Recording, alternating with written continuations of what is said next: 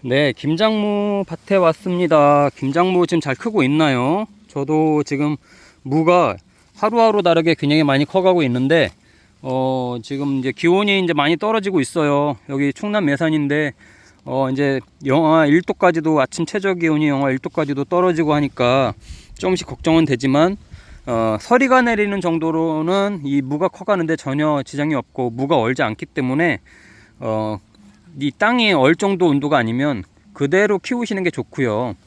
이 무도 이렇게 씨앗을 파종하고 나서 보통 70일, 80일 후에 수확을 하잖아요. 근데 이제 그동안 이제 가을 장마 또는 뭐 햇빛이 잘 안 났으니까요. 그 10월 달에 그러다 보니까 무가 잘 안 크는 경우가 있고 그런데 이 무를 빨리 키우고 굵게 만드는 방법이 있습니다. 뭐냐면요. 물론 당연히 밑거름 잘 주고 웃거름 복합비를 몇 번 주고 당연히 중요하죠. 그건 기본으로 해야 되는 거고요. 지금 시기에는 아마 그런 것들을 경험해 보신 분들이 있는지 모르겠지만 잎이 이제 광합성을 잘 합니다. 잎이 광합성을 하지만 저도 이제 무를 이렇게 심을 때 이 멀칭, 검은 비닐 멀칭을 하고 심었잖아요. 멀칭을 하고 심으면 지열을 올려주기 때문에 무가 굉장히 많이 커집니다. 아마 그냥 멀칭 안 하고 씨앗 뿌린 무하고 이렇게 멀칭하고 심은 무하고 좀 이따 제가 보여드릴게요. 저쪽에 안 하고 심은 게 있는데 비교하면 무 굵기가 어마어마하게 다릅니다. 그 이유는요. 지금 이제 계속 기온이 떨어지니까 이 낮에 햇빛에 든다고 하더라도 찬바람이 불고 그러면 실제로 체감 온도는 굉장히 춥거든요. 하지만 햇빛을 받는 이 비닐은 굉장히 따뜻하기 때문에 이 지열을 올려줘요. 그렇기 때문에 이 무가 이렇게 잘 크는 겁니다. 그리고 이제 두 번째는 무가 이 무 자체가 햇빛을 보면 굉장히 잘 자랍니다. 무가 커져요. 예, 그게 뭐냐면 무를 굉장히 빽빽하게 심어 놓는 거하고 이렇게 간격을 좀 서로 띄워 가지고 햇빛을 무가 직접적으로 받을 수 있게 하면은 잎이 아니라 무가 햇빛을 보면요 굉장히 많이 커집니다. 그러니까 그거를 잘 모르시는 분들이 있어요. 그래서 이제 그것 때문에 잎을 조금씩 따주는 거는 오케이. 예, 무슨 얘기냐면 무를 크게 하기 위해서 영양분이 무한테 가라고 잎을 따주는 게 아니라 그런 경우에는 아무 소용이 없습니다. 왜냐하면 잎도 광합성을 해야 되거든요. 광합성을 해야 무가 커집니다. 그러니까 괜히 이렇게 멀쩡한 잎들을 따주고 이 위에 이런 애들만 남겨놓으면 어떻게 되겠어요? 잎이 부족하잖아요. 그럼 무가 또 안 커요. 그게 아니라 저도 그래서 전에 좀 한 번 정도 다듬어 주긴 했는데 제가 이렇게 찍고 있는 이 방향이 남쪽이에요. 해가 이렇게 이제 지금 이렇게 비춘단 말이죠. 그러면 여기를 다 어떤 풀이 됐든 아니면 잎이 됐든 다른 원인으로 해서 그늘이 지면 이 무가 잘 안 커요. 근데 무가 햇빛을 직접적으로 볼 수 있게끔 해주면 잎을 저도 이 밑에 있는 애들 한 2개 정도 따줬거든요. 그러면 무가 굉장히 쑥쑥 잘 큽니다. 예, 그거를 아마 경험해 보시면 정말 놀라실 거예요. 심지어 우리 알타리도 심잖아요. 알타리 막 흙 뿌려서 심는데 흙 뿌려서 심으면 햇빛에 잘 받는 쪽은 굉장히 굵은데 안쪽에 있는 애들은 열무처럼 잘 안 크는 경우를 보실 수 있을 거예요. 그게 뭐냐면요. 알타리도 무 자체가 햇빛을 직접적으로 보이면 굉장히 크는 반면에 안 그런 애들은 잎만 크고 무는 안 크는 그런 현상들이 생기는 겁니다.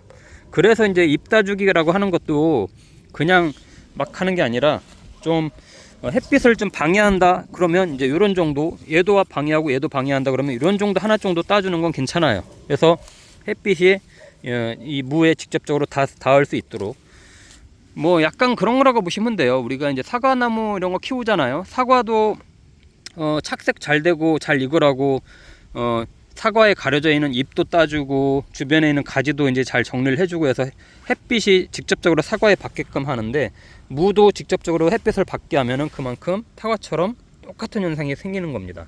그리고 이제 점점 갈수록 이제 윗부분은 이제 초록색으로 변할 거고요. 무는 이렇게 땅에 박혀 있는 거가 딱 보면 뽑을 때 최상은 위에 올라와 있는 애들이 3분의 2 땅에 박혀 있는 애들이 3분의 1 정도 됐을 때가 아주 최고로 잘 큰 무가 되겠습니다. 그러니까 지금은 뽑아도 지금 그렇게 무가 크질 않을 거예요. 왜냐면 아직 시간이 많이 필요하거든요. 저도 8월 30일 날 이제 씨를 파종했으니까 이제 60일 지난 거예요. 아직도 저는 20일에서 30일 후에 이제 김장을 할 거라 한 달 정도 더 남은 거죠. 그러니까 실상은 지금도 더 커야 됩니다. 얘네가 엄청나게 이제 밀고 위로 올라올 거예요. 더 훨씬 올라올 겁니다. 그러면 3분의 2 정도는 위로 올라오고 3분의 1은 땅으로 박혀 있고, 그런 무가 최고로 잘 된 무고, 위에는 초록색, 왜냐면 햇빛을 보니까요. 위에는 초록색, 땅에 박혀 있는 애는 하얀색. 이런 무들이 굉장히 달달하고 아삭하고 맛있는 무가 되는 겁니다. 그래서 무 지금 키울 때 저도 보세요. 여기 있는 애들도 추가로 이제 제가 씨를 뿌려서 이제 키운 건데, 얘네보다 한 2주, 3주, 어떤 거는 2, 3주 정도 늦게 이제 씨앗을 뿌렸고, 이렇게 비닐 멀칭을 안 했습니다. 얘네는 이제 비닐 멀칭을 했잖아요. 비닐 멀칭을 했지만 여기는 안 했어요. 그랬더니 인제서 이만합니다. 예.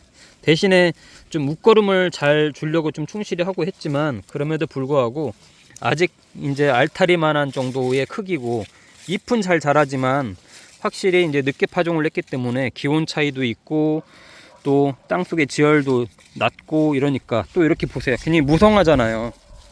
햇빛에 이제 무로 직접적으로 안 간단 말이죠. 그럼 저렇게 뒤에 있는 애들은 굉장히 작아요. 이렇게 있는 애들은, 뒤에 있는 애들은 굉장히 작고, 앞에 있는 애들은 그래도 좀 이렇게 크려고 하죠. 햇빛을 직접적으로 보니까.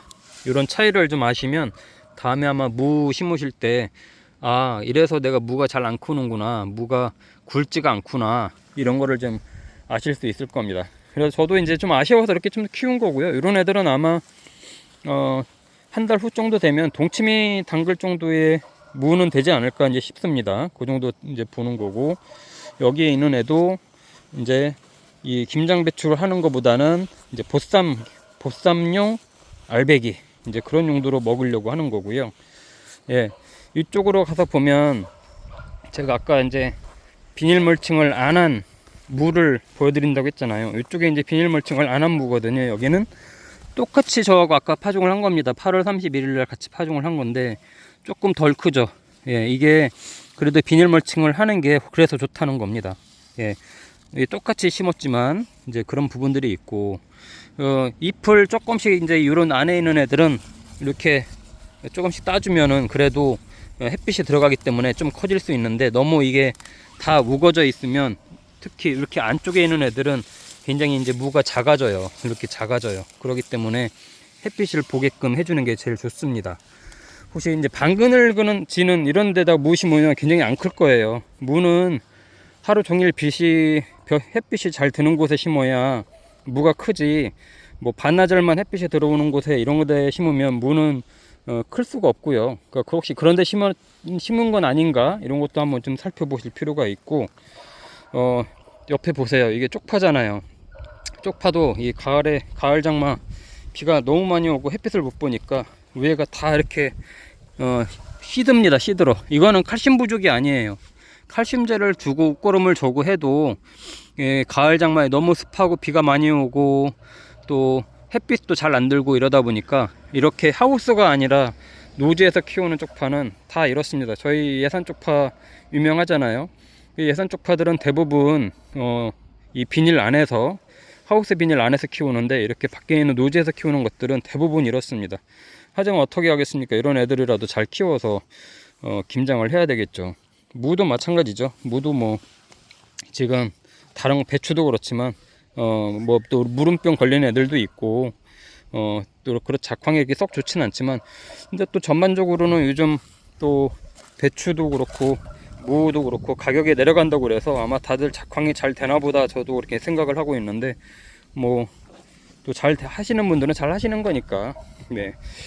자, 여기도 이제 저도 다니면서 보는 건데, 이렇게 보세요. 이게 무름병이 이렇게 이제 오는 건데, 더 이상 퍼지지는 않을 것 같아요. 이렇게 이제 얘네만 이제 해주면 더 이상 온도가, 기온이 막 높은 기온은 아니기 때문에, 이렇게 한두 개 보이는 것들은 따주고 얘네를 잘 키우면 그나마 잘 좀 수확을 할 수 있으니까, 지금은 무름병 걸렸다고 해서 다 뽑아버리지 마시고, 잎이 딱 이렇게 썩은 애들만, 이렇게 봐서 썩은 애들만 딸랑 떼서 버리시면 딱 됩니다.